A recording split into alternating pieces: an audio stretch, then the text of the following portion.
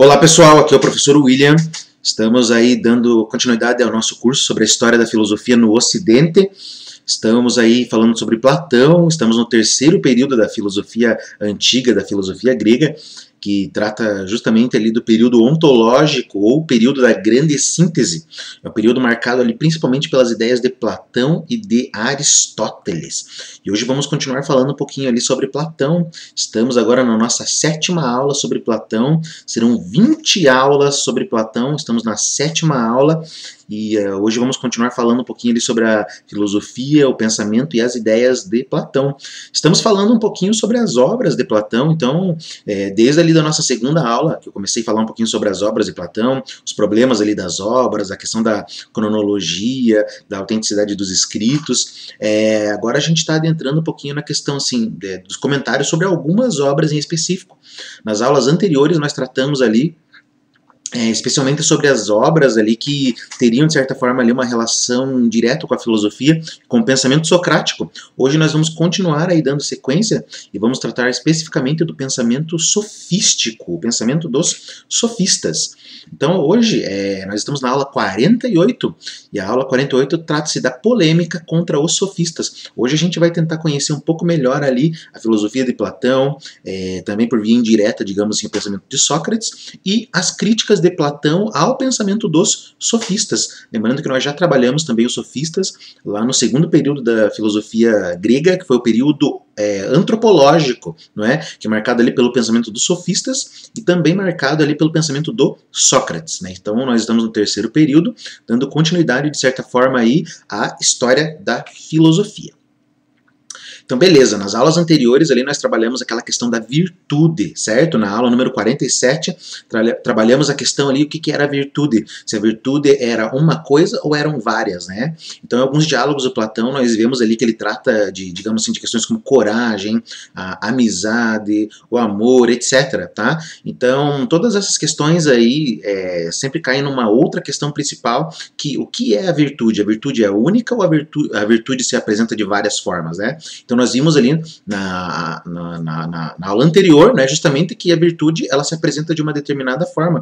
A virtude é apenas uma, digamos assim, que se identifica com o bem. Hoje a gente vai ver um pouquinho também, só no comecinho, falando ali sobre esses diálogos ali dos sofistas, que Platão, de certa forma, apresenta justamente ali um pouco mais sobre essa discussão da virtude, tá? Mas o que é a virtude, né? Para quem não assistiu a aula anterior, virtude trata-se do melhoramento do homem, do ser humano. Lembrando lá que para Sócrates é justamente a virtude que melhora o homem, e isso começa justamente a partir da hora que o homem procura fazer o exame de si mesmo, tá? Procura examinar a sua própria alma, a sua própria essência, tá?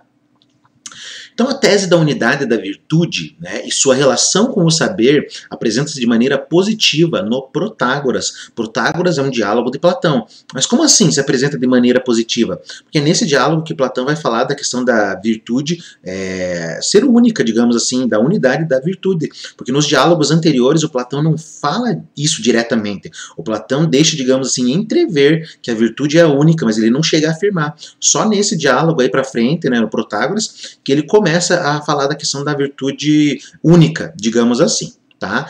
Protágoras se intitula Mestre da Virtude. Então, esse diálogo de Platão aí chamado Protágoras, ele vai tratar justamente dessa questão da virtude, né? O que é virtude? É algo que pode ser ensinado? A virtude, ela fala do quê? Qual que é o objeto? Qual que é o pensamento, né, da virtude? Qual que é o objetivo da virtude? Então, essa é a grande questão ali que vai ser debatida nesse diálogo. Lembrando, né, para quem não se lembra lá do Protágoras, o Protágoras foi um dos mestres sofistas. E o Protágoras, nós já trabalhamos também o pensamento dele lá no nosso segundo período sobre a filosofia, tá? Quem não lembra, dá uma olhadinha lá no movimento sofista, lá no movimento sofístico, que vocês vão ver lá as aulas completas sobre o Protágoras, tá bom? Mas então assim, o Protágoras ele se intitula Mestre da Virtude. Então, de certa forma, ali, nesse diálogo ali, vai trazer justamente essa questão ali de se a virtude ela pode ser ensinada ou não pode ser ensinada. Esse é o grande problema, digamos assim, desse diálogo de Platão. Tá? Mas o que é essa virtude aí do Protágoras? Ele é mestre da virtude, mas o que ele quer dizer com isso? né? Então a virtude de que fala Protágoras é um conjunto de habilidades adquiridas pela experiência. O Protágoras, né, a gente viu ali que uma das características dos sofistas é que eles viajavam de lugares para lugares, eles viajavam ali por toda a Grécia, por tudo quanto é canto ali, buscando ensinar as pessoas. E o Protágoras, ele obviamente, né, como ele era muito inteligente, ele aprendia muito, digamos assim, empiricamente, né, ele aprendia muito ali com a experiência de vida dele. Ele ia para um determinado lugar, tinha que se comportar de um jeito, ele conhecia pessoas, ele via ali como as pessoas se relacionavam, etc. Cada lugar era um lugar diferente.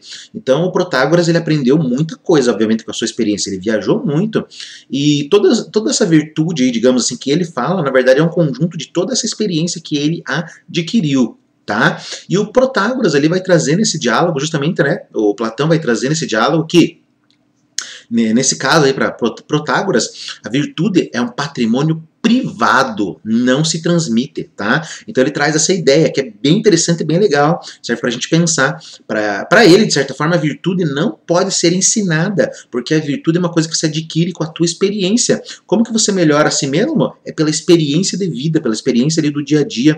É um conjunto de coisas ali que vai acontecendo no teu dia a dia que, de certa forma, faz você adquirir essa experiência, né, digamos assim, da virtude, certo? E, portanto, né, por ser uma experiência tua, é para patrimônio privado. Você não consegue transmitir isso para ninguém. Não se transmite, ou seja, não se ensina virtude. Pelo menos ali nessa perspectiva ali do Protágoras, tá?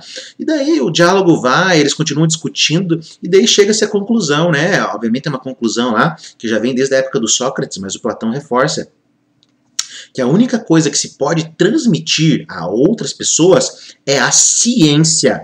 Ciência, digamos assim, você pode pensar assim como sabedoria, digamos assim. Tudo aquilo que for relacionado à ciência pode ser ensinado, você pode transmitir para outra pessoa.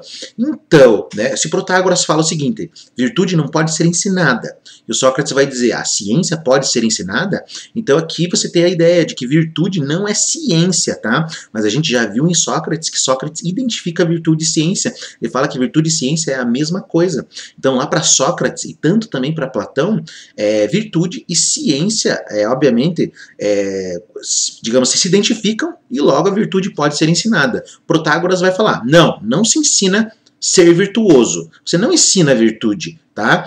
Já Sócrates vai dizer, sim, você ensina, porque ela é ciência, tá? A gente já vai continuar debatendo aí sobre essa questão. Platão ele vai apresentar então a doutrina de Sócrates com todo o seu valor em contraposição à sofística.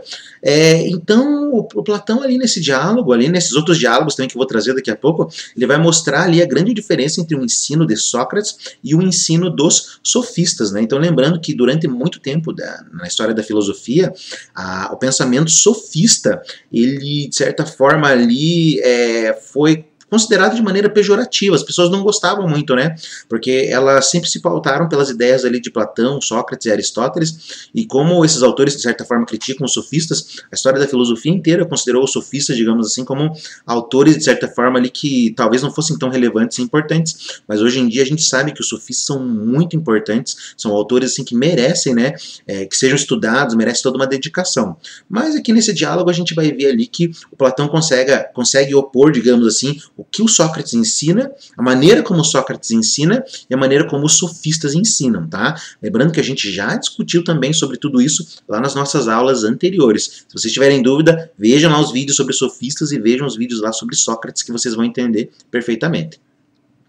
Então, além desse diálogo Protágoras, Platão escreve outros diálogos contra os sofistas. Então esse diálogo ali, Protágoras, não é o único diálogo em que Platão vai atacar, de certa forma, os sofistas. Tem um outro grupo de diálogos também, né? Você tem ali o Eutidemo, que o Platão vai atacar a erística, tá? Já vou explicar certinho o que é isso, tá? Você tem um outro diálogo ali chamado Crátilo, em que Platão vai atacar o verbalismo, também já vou explicar o que é isso. E você tem por último ali um outro diálogo chamado Gorgias, que Platão vai atacar a retórica. Então são 4 diálogos ali que Platão vai atacar os sofistas, tá? Então ali no Protágoras ele vai atacar justamente essa questão ali se a virtude pode ser ensinada ou não. No Eutidemo vai atacar a erística. Erística é a arte da conversa, digamos assim, de refutar argumentos ali que vão aparecendo, mas já vou explicar isso melhor. No Crátilo, Platão vai atacar o verbalismo, tá? Também vou explicar. E no Gorgias ali o Platão vai atacar a retórica, que é a principal arte, digamos assim, dos sofistas, tá? Vou comentar agora brevemente um por um ali, só para a gente entender ali qual que é a crítica de Platão a, digamos assim, esses pensadores, né, aos sofistas. Então, começando ali no Eutidemo, tá? O Eutidemo é um diálogo, né? É uma representação vivíssima e caricatural do método erístico dos sofistas, né? Então, é nesse diálogo ali, se vocês querem conhecer um pouco ali o pensamento dos sofistas, leiam esses diálogos ali, são muito bons, muito interessantes, e é justamente nesse diálogo que vai mostrar ali o que é justamente esse método erístico, digamos assim, utilizado pelos sofistas. É um exercício bem interessante, um exercício bem legal, tá?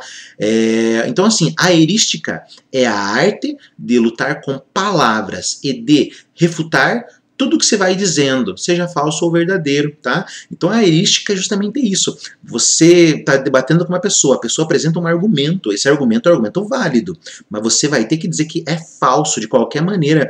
Então é um exercício, digamos assim, de argumentação, de retórica. Você vai dizendo que tudo aquilo ali que for sendo apresentado é falso, né? Você vai ter que dar um jeito, vai ter que argumentar. E é isso que é a erística, digamos assim, tá?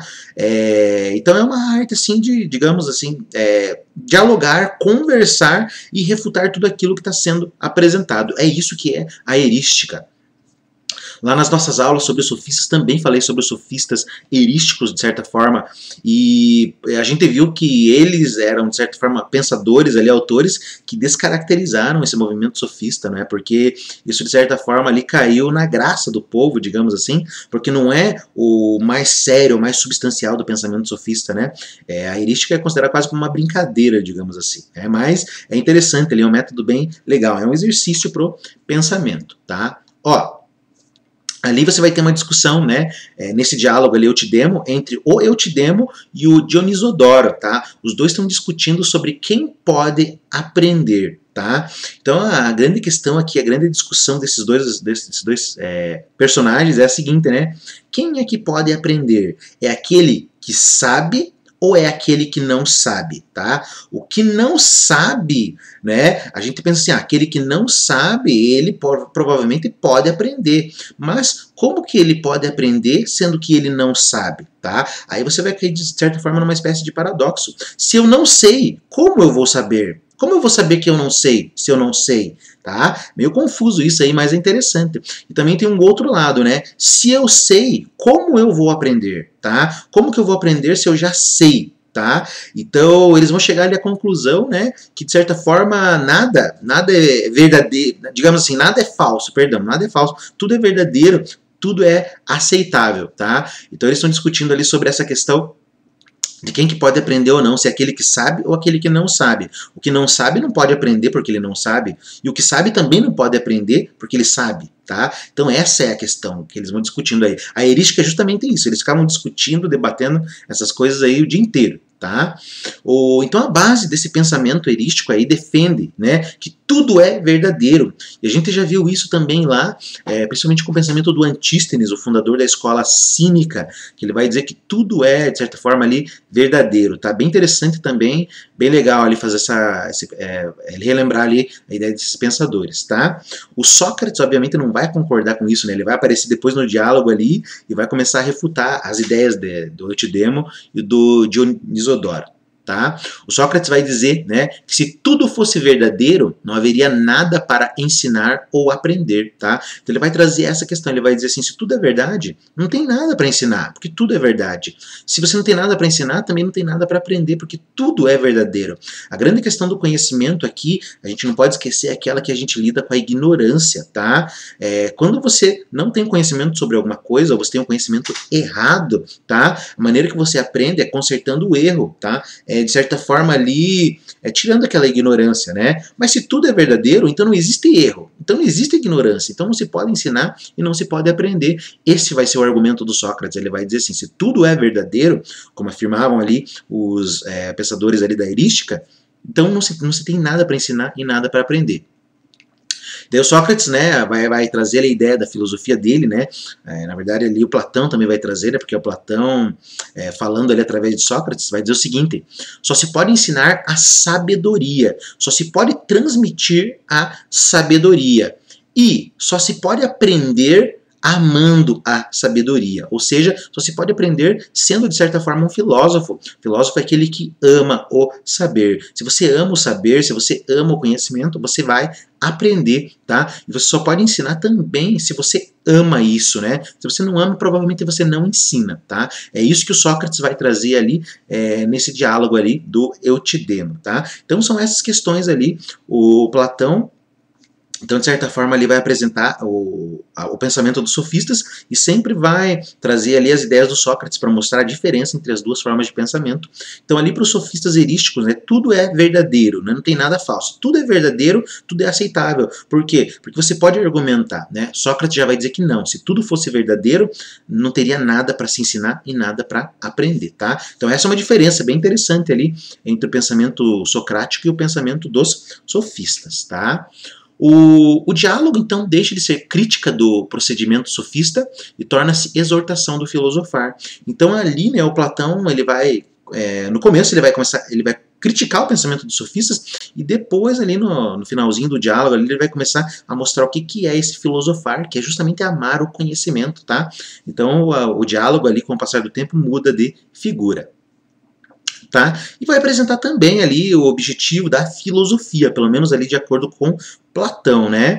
O objetivo da filosofia é o uso do saber, é o uso da sabedoria em proveito do homem, é você usar o conhecimento, é usar a sabedoria para fazer o melhor para a tua vida e para a vida dos outros. Para isso que serve a filosofia, para você usar o melhor do conhecimento para poder ajudar as outras pessoas. E é isso que ele vai mostrar nesse diálogo. É um diálogo bem interessante e bem rico. Na verdade, todo o diálogo de Platão é um diálogo riquíssimo que você sempre ganha ao fazer a leitura, tá? Vale a pena.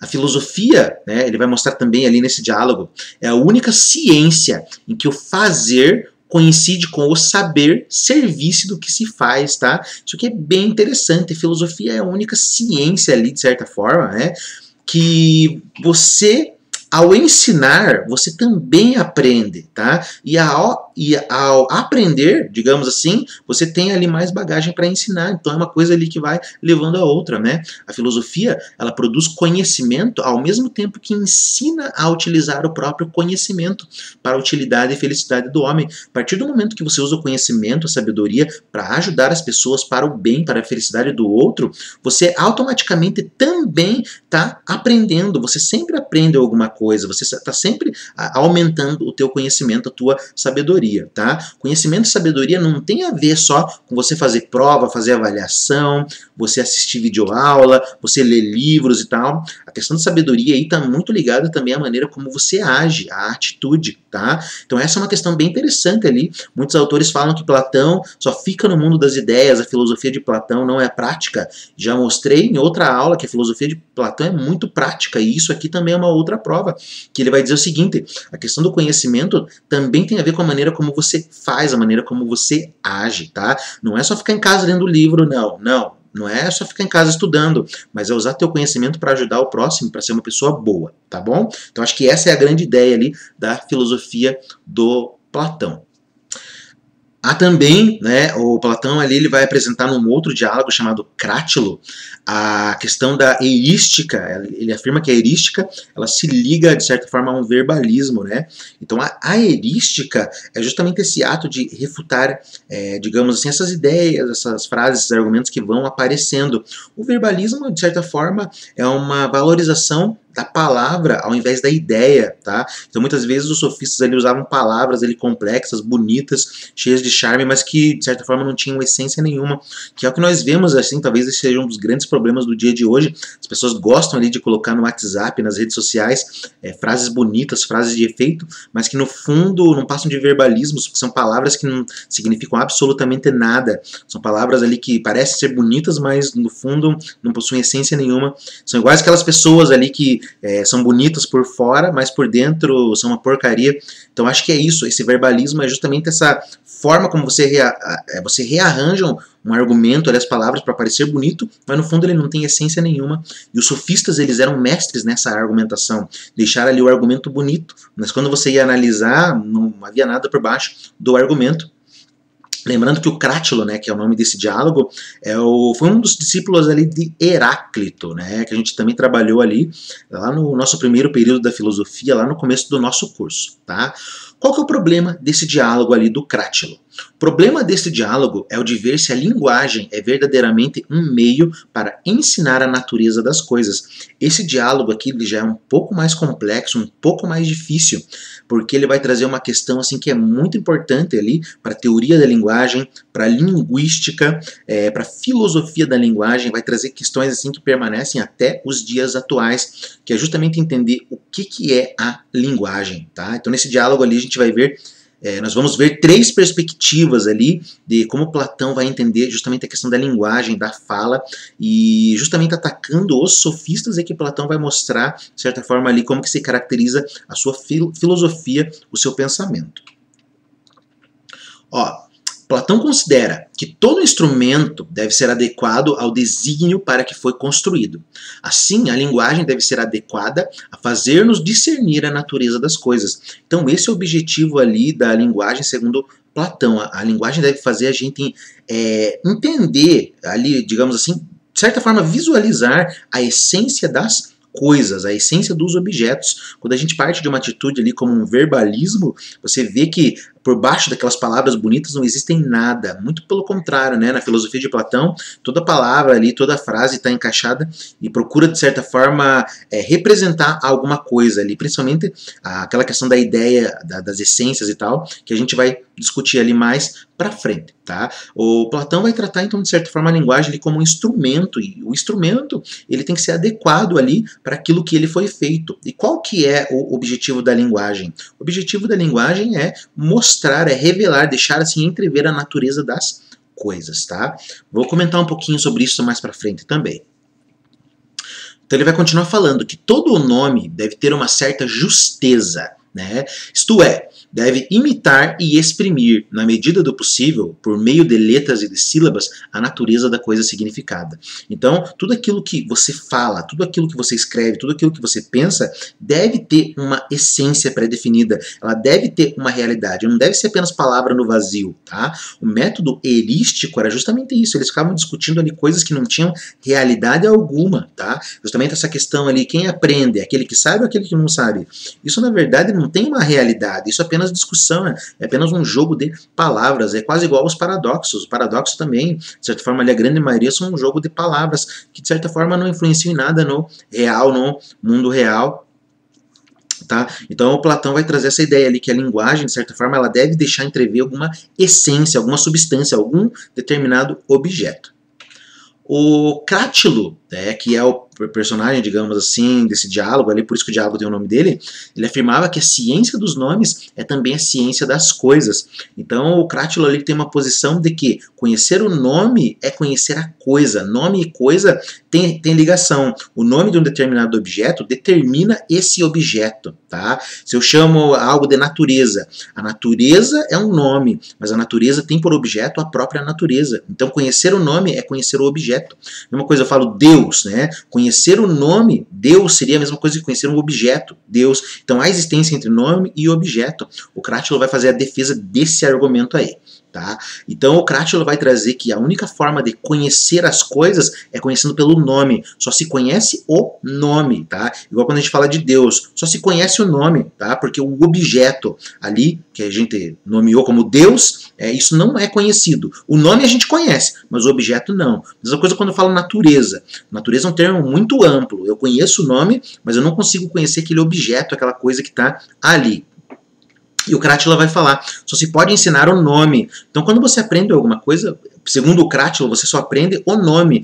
O nome é como se fosse uma etiqueta, digamos assim, das coisas, tá? E essa é a proposta ali do Cratilo, né? Que Platão vai discordar. Eu já vou mostrar para vocês ali a proposta de Platão sobre o que é a linguagem, tá? Então, o Cratilo vai trazer essa ideia. Linguagem, aquilo que se fala, aquilo que se simboliza, eles realmente se referem às coisas, mas só se pode ensinar os nomes. Não se pode, de certa forma, ali aprender sobre as coisas, tá? Este diálogo, né, como eu já havia falado, ele apresenta 3 teses que seriam fundamentais para a teoria da linguagem. Tá? Primeiro, a tese sustentada pelos eleatas, tá? Os filósofos da escola de Eleia, Parmênides, Zenão, Melisso, etc., pelos megáricos, aqueles pensadores também que nós já vimos, pelos sofistas e por Demócrito. Demócrito é o criador do átomo. Tá? Então a primeira tese ali é: a linguagem é pura convenção. Então nesse diálogo mostra-se assim, né, que a linguagem ela é convenção humana, ou seja, linguagem foi criada pelos homens, a linguagem foi criada pelo ser humano e não tem discussão. O argumento, geralmente, desses pensadores ali que são chamados de convencionalistas, é de que, né, a linguagem é pura convenção. Por quê? Porque se a linguagem fosse natural, em todo lugar que você falasse Deus, as pessoas entenderiam. Em todo lugar que você falasse cadeira, as pessoas entenderiam, mas a gente percebe que não, porque existem muitos idiomas, tem chinês, japonês, francês, alemão, português, espanhol, e todos eles diferenciam as palavras. Por quê? Porque cada civilização inventou as suas palavras. É isso que os convencionalistas defendem, tá? A linguagem é pura convenção, é pura invenção, tá? Não tem nada de natural, digamos assim. Essa é uma das teses apresentadas ali nesse diálogo. Daí temos uma outra tese, segunda tese, que também aparece nesse diálogo. A tese é sustentada por Cratilo e que pertencia também a Heráclito, tá? Heráclito a gente já viu também lá no primeiro período da filosofia, e aos cínicos, de que a linguagem é naturalmente produto da ação causal das coisas. Então esses pensadores aqui, no âmbito da teoria da linguagem, são considerados de naturalistas, porque eles acreditam que a linguagem é uma coisa natural do objeto. A linguagem ali, de certa forma, ela não é uma convenção humana, mas a linguagem representa ali o objeto. E a única coisa que você pode aprender do objeto é a linguagem, é o seu próprio nome. É como se fosse a etiqueta que você aprende. Aprendi o nome, pronto, agora eu tenho, de certa forma, ali o objeto. Aprendi nomes, então eu obtive o conhecimento. Tá? Essa é a segunda tese que aparece ali, né, nessa obra de Platão, ali no Cratilo. E por último, temos a ideia de Platão. Platão, de certa forma, ali vai discordar das duas teses anteriores e vai apresentar a proposta dele. A tese defendida por Platão de que a linguagem é a escolha inteligente do instrumento que serve para aproximar o homem do conhecimento das coisas. Então, o Platão ele vai trabalhar com uma ideia ali diferente. Tá? O Platão vai ser mais ou menos assim.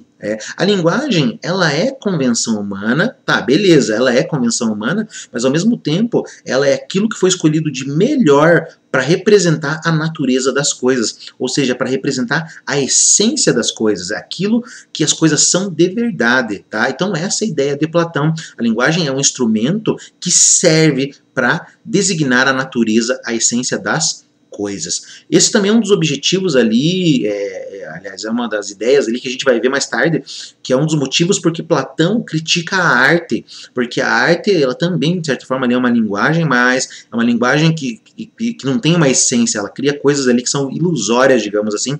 A arte, ela, de certa forma, representaria um mundo que já é uma representação, né? A arte copia um mundo que já é, por si só, uma cópia dessa natureza, dessa essência das coisas. A arte ficaria ali na aparência, na superficialidade, não iria na essência. Já a linguagem, por sua vez, ali, como escolha inteligente ali do ser humano, a linguagem penetra de certa forma mais fundo na natureza das coisas. Platão não atribui a produção da linguagem à própria natureza das coisas. Então aqui ele vai discordar ali de Crátilo, ele vai mostrar que não, a linguagem não tem relação direta com a natureza das coisas, tá? A linguagem não foi criada ali porque a linguagem representa um objeto, não, muito pelo contrário. A linguagem ali é uma escolha inteligente do ser humano para representar um objeto, para, de certa forma, tentar entrever essa essência desse objeto. Tá? Também, né, para Platão, a linguagem não é uma produção arbitrária, mas ela é dirigida até onde é possível ao conhecimento das essências. O que é a essência? A essência é aquilo que define a coisa. A essência é aquilo que caracteriza um determinado objeto. E a gente vai ver mais para frente aqui do nosso curso sobre Platão, que para Platão a essência das coisas é o que ele chama de ideias, ou também modelos, ou formas, ou paradigmas. Quando se fala em mundo das ideias, teoria das ideias, é sobre isso que está se falando, sobre as essências. Para Platão, a essência do real é a ideia, tá bom? Então o nome, a linguagem, ajuda a entrever essa ideia, digamos assim. O teorema fundamental que Platão se propõe defender é que a linguagem pode ser mais ou menos exata, ou mesmo errada, tá? Então aqui ele vai trazer também essa concepção, e essa concepção de uma linguagem mais ou menos exata e também errada é muito interessante, porque ela, de certa forma, vai trazer ali o argumento daquelas duas primeiras teses ali, e vai mostrar aonde estão, digamos assim, as falhas daqueles argumentos. Essa ideia de que a linguagem pode ser mais ou menos exata e também mais ou menos errada é uma tese que não pode aparecer naquelas duas primeiras teses ali que eu trouxe para vocês, que é a tese dos convencionalistas e a tese dos naturalistas. Por quê? Porque no caso dos convencionalistas, a gente vai perceber, digamos assim, que para os convencionalistas não existe a falsidade, tá? Por quê? Porque se a linguagem é uma invenção, é arbitrária, foi inventada pelo homem, então tudo é verdade, tá? Então, se tudo é verdade, então não existe esse mais ou menos exato, porque tudo é exato, mas isso não está certo. Como a gente viu lá no diálogo também, retratando ali anteriormente, que o Sócrates traz essa questão, se tudo fosse verdadeiro, se tudo fosse exato, então não se poderia ensinar nem aprender nada. Tá? Então essa é uma tese ali bem interessante que Platão apresenta. Se a linguagem é mais ou menos exata e também mais ou menos errada, então a tese convencionalista não pode estar correta. Por quê? Porque no convencionalismo tudo seria verdadeiro, digamos assim. E também questão do naturalismo, né? Se a linguagem fosse uma ação causal direta ali da natureza, digamos assim, do objeto, ela também não poderia ser mais ou menos exata, ela teria que ser exata. E isso também é um impedimento para o conhecimento. Então esse teorema não cabe nas outras duas concepções da linguagem, como eu acabei de explicar, como eu acabei de mostrar para vocês. É uma coisa que só aparece ali na obra, digamos assim, de Platão. Daí a gente também agora vai comentar um pouquinho ali sobre o Gorgias, né, que é um outro diálogo que ele também ataca os sofistas. Então a gente viu ali no Protágoras que o grande problema ali do diálogo Protágoras é a questão do conhecimento, né? Pode se ensinar a virtude ou não pode? Há também ali, né, a gente comentou um pouco sobre o Eutidemo, que o Platão vai criticar a erística, que é justamente a arte ali de certa forma, argumentar os argumentos que vão vindo, as ideias que vão aparecendo. A gente acabou de ver agora há pouco ali no Crátilo, que o Platão vai atacar esse verbalismo, que digamos assim seria essa elaboração de palavras, conceitos aí que muitas vezes não se referem a exatamente nada, não tem uma essência. E agora a gente vai terminar falando um pouquinho sobre o Gorgias de Platão. O Gorgias também foi um mestre sofista, um dos principais sofistas ali, também falei sobre ele nas aulas anteriores, e aqui o Platão vai trazer um outro problema, que é a questão da retórica. A retórica é uma das principais artes ali dos sofistas, e o Platão vai atacar a retórica justamente nesse diálogo. Tá? Então, no Gorgias, Platão ataca a arte que constituía a principal criação dos sofistas, a retórica. Então, o que é a retórica? A definição de retórica é a arte da persuasão, é a arte do bem falar. O bom retórico, ele consegue persuadir as pessoas, ele convence. Retórica é a arte de convencer as pessoas. E é isso que Platão vai, digamos assim, tentar criticar nesse diálogo aí no Gorgias, tá?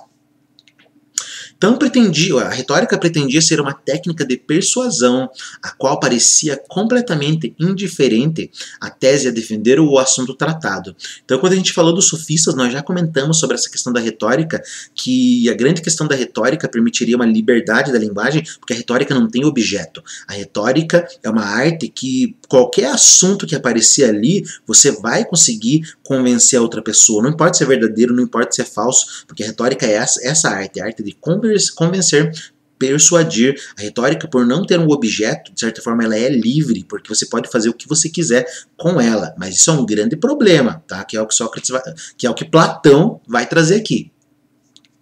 Platão vai dizer o seguinte: toda arte ou ciência só consegue ser verdadeiramente persuasiva a respeito do objeto que lhe é próprio.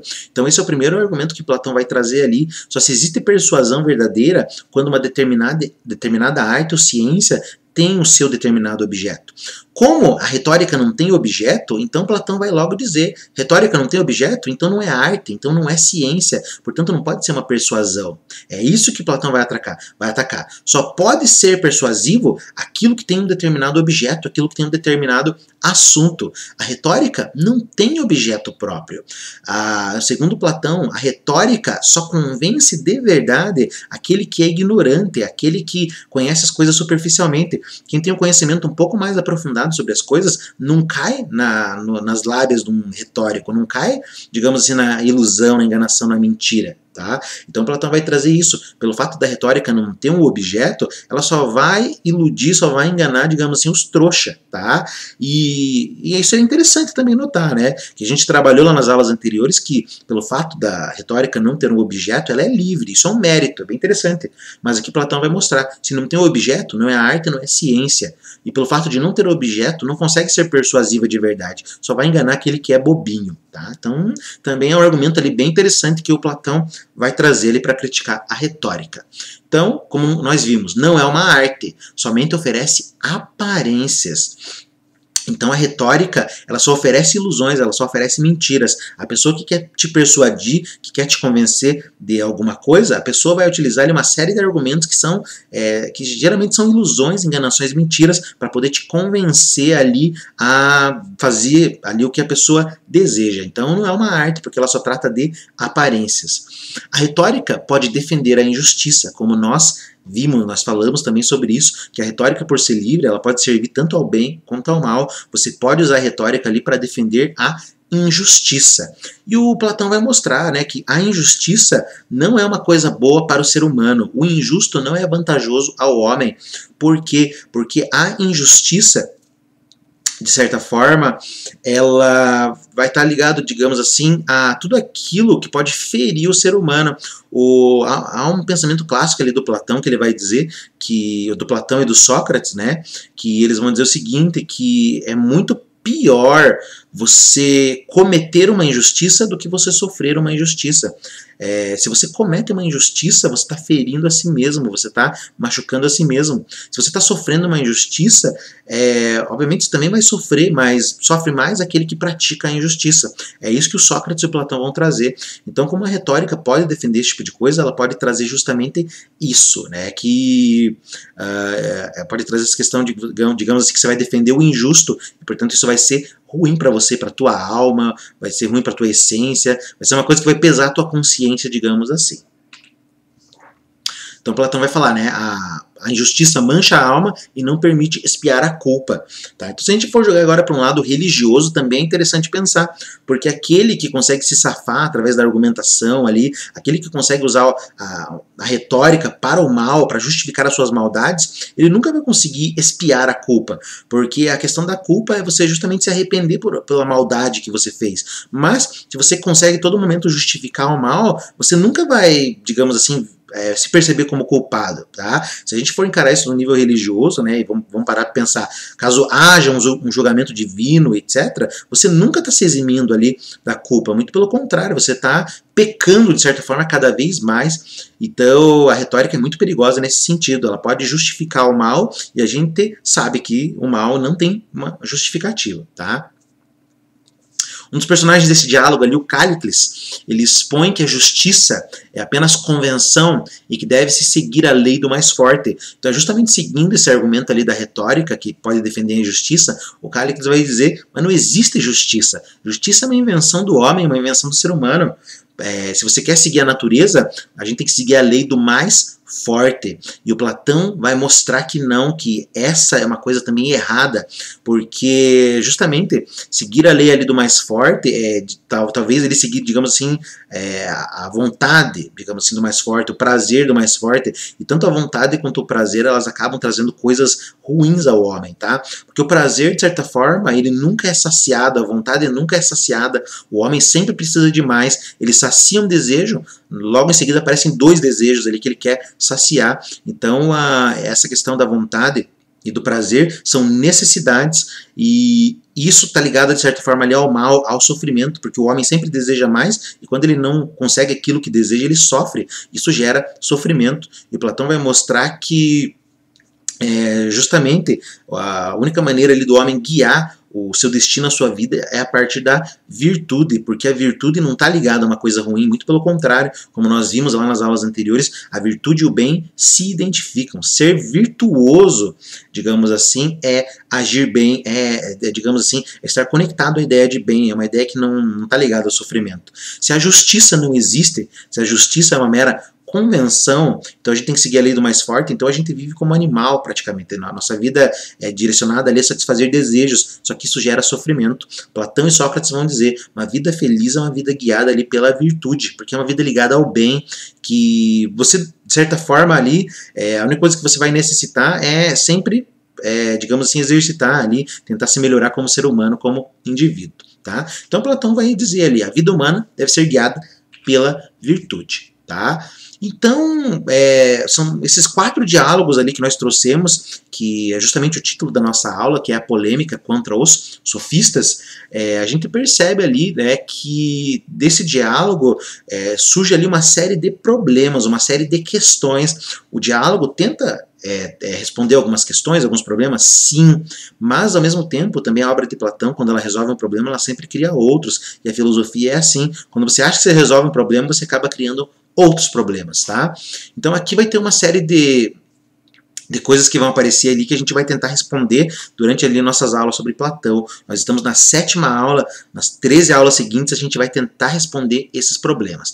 Mas de maneira geral a gente chega à conclusão, né, tanto ali por Sócrates, como nós já trabalhamos ali, como Platão agora também, de que a virtude é ciência. Se a virtude é uma ciência, então ela pode ser ensinada. A virtude está ligada à sabedoria. Já tínhamos visto isso em Sócrates, mas é genial, de certa forma, a maneira como Platão lida com essa questão também, tá?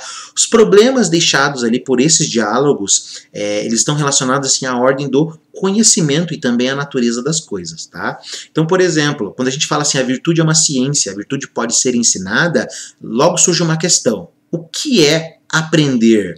O que é aprender? Como que você aprende as coisas? Tá? Como que você aprende a virtude? Tá? Então é isso. Os próximos diálogos ali que a gente vai ver, eles vão tentar responder essa questão. O que é aprender? E também, de certa forma, a gente pensa assim, aprender, né, e ensinar tem a ver ali quando um homem ensina ao outro a ciência, a virtude, etc.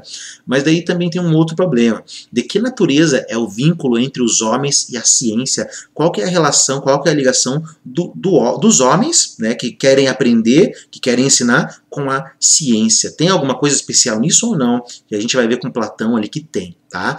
O que é exatamente a ciência, em que consiste a virtude? Qual é o objeto da virtude? A gente viu ali que a virtude e o bem se identificam, né? Que a virtude, de certa forma, trata do melhoramento do homem, mas a gente vai ver ali mais para frente exatamente o que é essa ciência aí da virtude. E daí uma outra questão. Qual que é o objeto dessa ciência? Qual que é o objeto da virtude? A gente já viu nas aulas anteriores que o objeto dessa ciência é o bem, mas a gente vai ver que tem outras questões ligadas ali nisso. Tá? Qual é o objeto desta ciência? O mundo ou a substância sobre a qual ela versa? Então, quando a gente fala em virtude, a gente está falando de virtude relacionada ao mundo ou relacionado à substância do mundo, que seriam as ideias, no caso de Platão. E é sobre isso que a gente vai tratar nas aulas, nas próximas aulas. Então é isso, pessoal. Hoje nós tratamos ali sobre a questão da polêmica em relação aos sofistas. Vimos ali que os sofistas, eles são mestres da argumentação, que utilizam a erística, utilizam o verbalismo, utilizam a retórica, e vimos ali como Platão, de certa forma, tenta desmontar esse pensamento, essa característica dos sofistas. E durante a história da filosofia, os sofistas vão ser mais criticados ainda, tá? Mas é interessante, assim, o pensamento desses autores, assim, é bem legal, e vale a pena, né, fazer um estudo ali da filosofia, conhecer esses pensadores, essas ideias. Vale a pena vocês lerem as obras do Platão também. O que eu estou trazendo aqui é uma exposição ali simplificada do que são as obras, mas uma coisa é você chegar lá e você ler, né, ali com a tua própria mente, com o pensamento, com teus próprios olhos, tá? Então na aula de hoje nós tratamos ali dessa questão da polêmica contra os sofistas. Vimos ali que Platão vai apresentar ali o ensino de Sócrates, contrapondo com o ensino dos sofistas, lembrando lá que o filósofo existencialista Nicolas Banhan vai dizer que toda a obra de Platão ali não desgruda, de certa forma, ali do pensamento socrático, e a gente viu que nessas obras também ali, o pensamento de Sócrates aparece bem forte ali, dá para ver bem, dá para perceber bem durante a leitura dessas obras. E vimos ali como Platão critica esse método ali, digamos assim, dos sofistas, e principalmente que ele trata da questão da virtude, que a virtude pode ser ensinada, porque trata-se de uma ciência. Quando é ciência, você pode ensinar. Então é isso. Próxima aula a gente vai tentar responder aquelas questões que eu deixei ali, e daí o nosso curso agora vai começar a entrar justamente na questão da essência, das ideias das coisas, né? Que é justamente ali a marca da filosofia de Platão, aquilo que as pessoas chamam de mundo das ideias. Então é isso. Um grande abraço a todos. Nos vemos na nossa próxima aula.